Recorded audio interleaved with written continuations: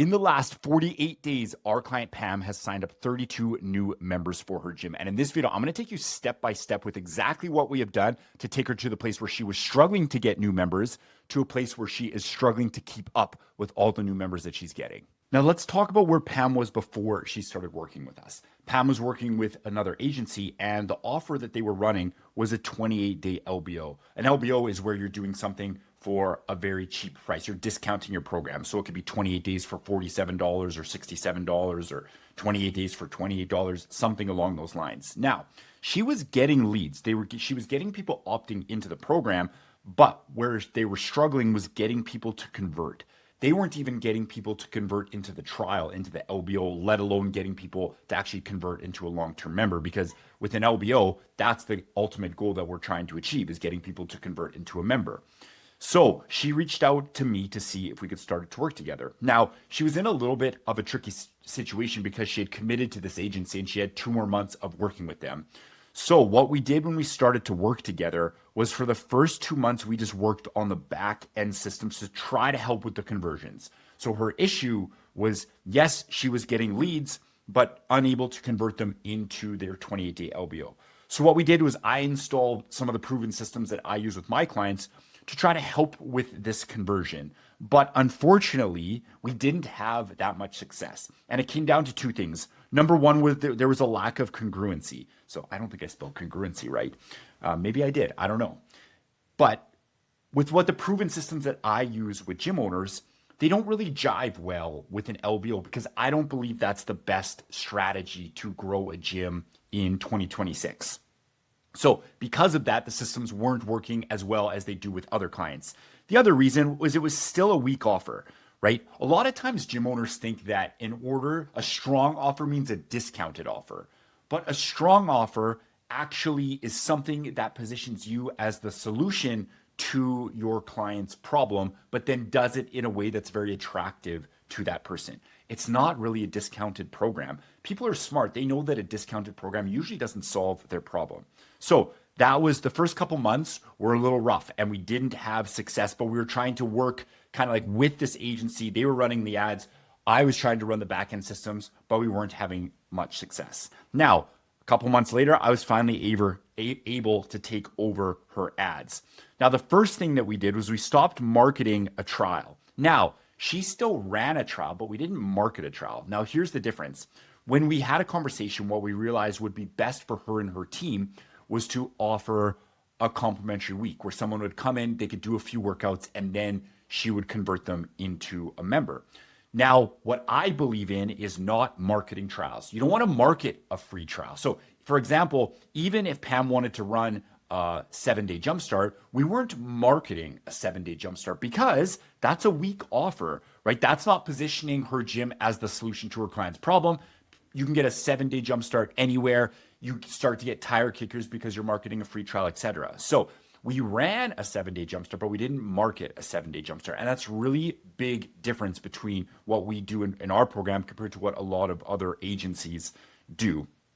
So we stopped marketing a trial and we started marketing a transformation. So now her ads were looking something like this. Norco lady is looking for 12 women, 40 plus, who want to rebuild their body to become strong, fit and confident, 12-week body rebuild. So what we did was she was marketing her 12-week body rebuild program, which is the initial program that new clients participate in. Now, what she was doing was offering a 7-day jumpstart to come in, try it out before committing to the 12-week program. So this is what the flow looked like. That's an example. That's a screenshot of one of the ads that we ran. That was actually her best performing ad. Then we were taking the leads to this lead form. So this was the lead form that we were running for her program. Now you can see it did a few things it did well. It was calling out who she works with. So working with women 40 to 60 in the Norco area who want to get strong, tone out, and take control of their bodies. And then we gave them step-by-step what to do. So they're going to apply for the program. Then they're going to schedule their intro session, their first workout. Then they're going to get started. So that was the lead form. And we were getting lots of leads. However, we were still running into a bottleneck. So we were getting leads, but the booking and the show rate continued to be low. So here are some numbers for the first couple of months after we took over the ads. So the first couple months, the other agency was running ads. Then we took over, and this was 2 months of data. We actually about a month and a half of data. So we spent 1623 on ads. We got 82 leads. That was great. So no problem getting leads. Now we got 26 of them that came through this ad and lead form to book their first workout, which is a 30% booking rate. And we only had 7 of them show up, which is a 27% show rate. So this is fairly weak. These top parts, these numbers were good. These numbers were weak. So we needed to improve that, but we had solved a few issues. So we had now started to run transformation style ads versus free trial style ads or discounted ads. So that was the first win. Now here is the next adjustment that we made. We built a new lead form, and I'm going to show you why this one ended up being a winner. So you can see the overall structure is fairly similar. What I really like to do on a lead form is put in the steps or what they need to do to take action to get started. So you can see up on the lead form here, step 1, apply to the program. Step 2, schedule. Step 1, apply to the program. Step 2, schedule intro session. Step 3, get started. Down here, same thing, but we've changed the copy. And what we did was this now sounds like a much stronger offer. Up here, they're applying to the program and they're getting their first workout. Here, what they're doing is claiming a free 7-day jumpstart. It was the same thing. Pam was still offering a 7-day jumpstart here, but in this lead form, we didn't call it out as much. In here, we let them know that was exactly what they were going to get to start. So you can see that's here, free 7-day jumpstart, how it works. Claim yours, so grab your free 7-day jumpstart, then book your first workout. So on the next page, book your first workout, and then number 3, get started, kickstart your fitness journey, and then grab your jumpstart. Then from there, they would opt in, etc. Now, the other thing we did, so that was the first next iteration and improvement that we made. Now, at the same time, what Pam and her team started to do was do what we call a no sweat intro call. So all these people that booked a first workout, they claimed their 7-day jumpstart and then booked a workout to get started. What Pam and her team were doing is now they're calling those people, getting them on the phone. It's not a sales call. They're just getting on the phone, building a relationship, building rapport, setting expectations for their first workout and their 7-day jumpstart, letting them know what they need to do, and then scheduling that and getting them started. So here are the results once we made that next iteration. So these were the numbers for the month of February 2026. We spent $12.91 on ads. We got 62 leads. Now here's the big difference, because before we didn't have a lead problem. We had a booking and a show problem. Now we got 33 people booked. That's a 53% booking rate. If we look up here, our booking rate was 30%. So we had almost doubled our booking rate. And the reason that we did it is because we were more clear. We made a better offer in that they're getting a free 7-day jumpstart to begin and exactly what they need to do. So that's why the booking percentage increased. Now, we had 21 people show, which is a 63% show rate. If we come up here, we only had 7 people show. That was a 27% show rate. Here, we had a 63% show rate, which is like 2.5 times better.